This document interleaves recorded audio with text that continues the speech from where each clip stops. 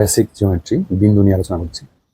বিন্দুর শুধু অবস্থান আছে কিন্তু কোনো মাত্রা নেই, অর্থাৎ শুধু অবস্থান আছে, এরকম একটি অবস্থান শুধু থাকবে, এর কোনো মাত্রা নেই, মানে হচ্ছে কোনো দৈর্ঘ্য বা প্রস্থ বা উচ্চতা কিছুই নেই, এই জন্য বলা হচ্ছে মাত্রা নেই।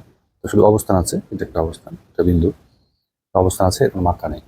দুটি বিন্দুর মধ্য দিয়ে একটি এবং কেবলমাত্র একটি সরলরেখা অঙ্কন করা যায়।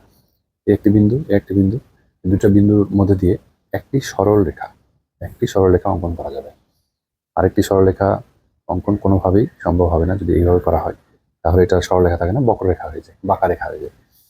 তো এই দুটার মধ্যে দিয়ে যদি আবার অঙ্কন করতে চাই তাহলে দেখা যাচ্ছে ওই আগেরটাই হচ্ছে। তো একটি সরলরেখা অঙ্কন করা যাবে। দুইটি সরলরেখা একটি এবং কেবলমাত্র একটি বিন্দুতে পরস্পরকে ছেদ করে। দুটি সরলরেখা, এই একটা সরলরেখা, আরেকটি সরলরেখা যদি আমরা, তাহলে দেখা যাচ্ছে একটি বিন্দুতে পরস্পরকে ছেদ করে। দুটি সরলরেখা একাধিক বিন্দুতে কিন্তু ছেদ করবে না, একটি বিন্দুতে ছেদ করবে। একটি সরলরেখা একটি বিন্দুতে ছেদ করবে। একটি বিন্দুর মধ্যে সরল রেখার দূরত্বই ক্ষুদ্রতম। দুইটি বিন্দু, তো এখানে দুইটি বিন্দুর মধ্যে এটা হচ্ছে সরলরেখা, আর এভাবে দিলে হচ্ছে বক্ররেখা, এভাবেও বাঁকা রেখা। তাহলে কোন দূরত্বটা ক্ষুদ্রতম হবে, ছোট হবে? এখানে এটা বক্ররেখা, এটা বক্ররেখা, এটা সরলরেখা।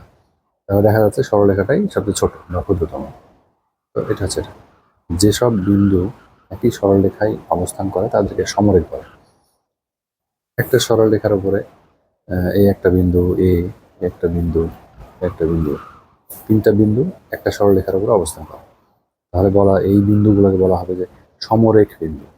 এই বিন্দু তিনটা একটা রেখার উপরেই অবস্থান করছে, তাই এই বিন্দু তিনটাকে বলা হবে সমরেখ বিন্দু।